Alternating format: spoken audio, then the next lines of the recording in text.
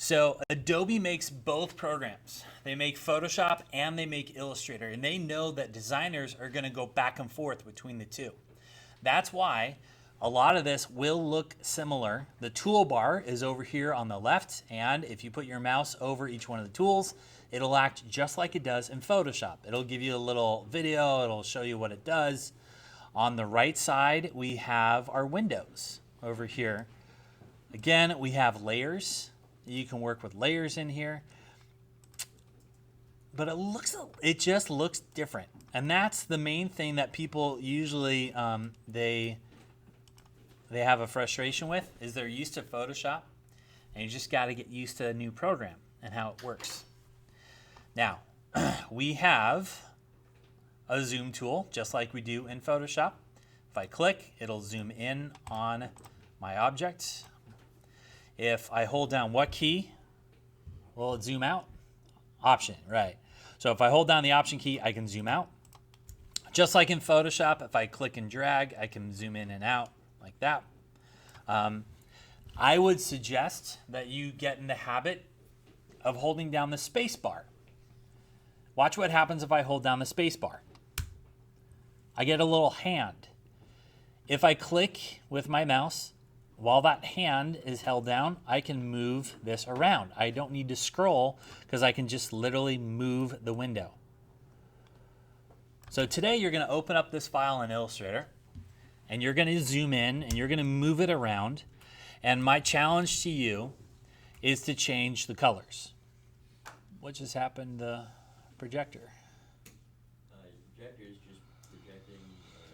Yeah, I know.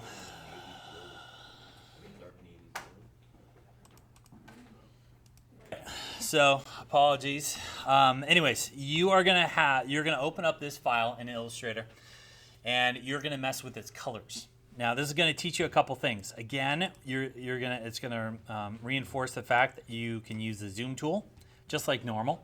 You can also use the space bar to move the file around without having to scroll. What? Does that work in Photoshop? Yeah. The selection tools. In Photoshop, to select something, we had to use the lasso tool, right? In an Illustrator, it's a different way of thinking because you are selecting shapes. You're not selecting pixels anymore. So you're going to use either this black arrow or this white arrow. This one's called the direct selection tool. This one is just called the selection tool. Now the black arrow will select an entire shape. Everybody, again, look up at the board, Evie. If I get the black arrow out and I click on this green, what I'm actually selecting is this green shape. If I click on the yellow, again, I'm selecting this yellow shape. History isn't like it was in Photoshop. Now, the one thing in Photoshop that was kind of a bummer was you could undo something, but it would only remember like 10 or 15 or 20 things. In Illustrator, it remembers every single thing that you've done. From the moment you open up the file, it'll remember it. You could literally undo hundreds of things because it doesn't take as much memory. You're not moving pixels around, you're just moving mathematical shapes around, which doesn't take a lot of processing power at all.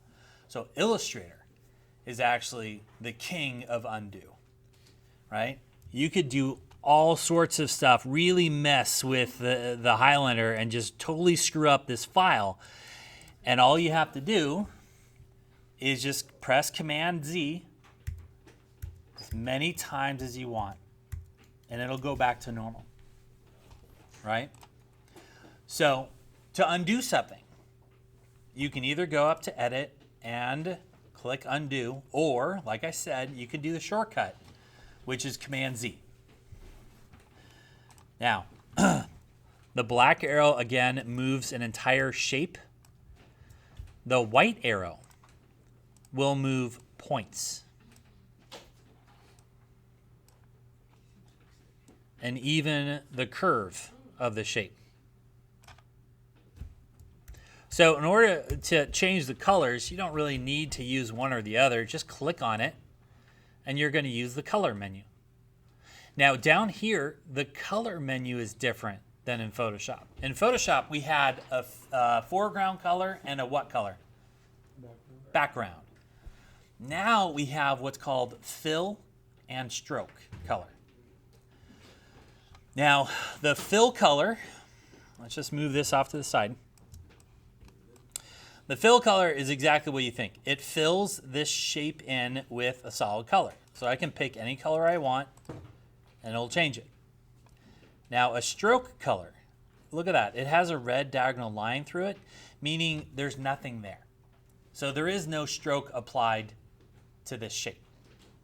If I were to double click this, and if I were to pick a color, the stroke is the outline. So you could give something an outline color if you wanted to. Again, I'm going to undo just by hitting Command Z and moving it back.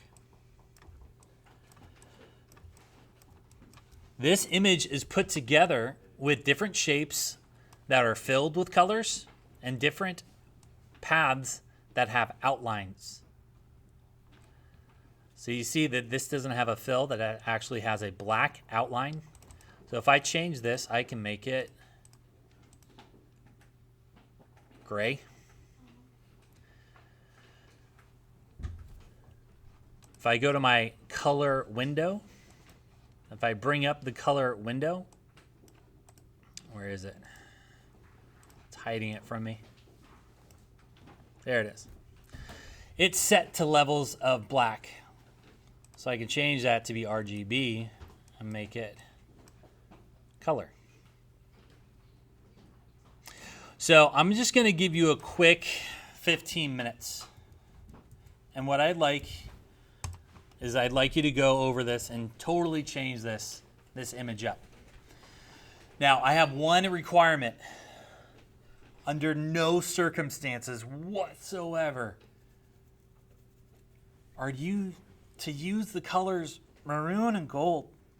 All right, I will literally lose it on you. I might pick up a computer, throw it across the room. It's going to be bad, like really bad. So get it out of your system. Think about it. How funny would that be? No, you're not going to do it. You're going to pick other colors. Go Lakers. Go purple and gold. I don't care. Just not that ugly maroon and gold color scheme. You are not to do that to our Highlander. All right? So, again, you only have 15 minutes. Go to Google Classroom, download the file, and open it up in Illustrator. In 15 minutes, everybody look up at the board. Everybody up here. In 15 minutes, you are going to save the file. This is just like Photoshop. But when you save, I want you to save as. And instead of it being called Beginning Illustrator Highlander, I want you to name it with your name. Save it on your desktop. And then you know how to upload the file to the assignment. You only have 15 minutes. Go get it.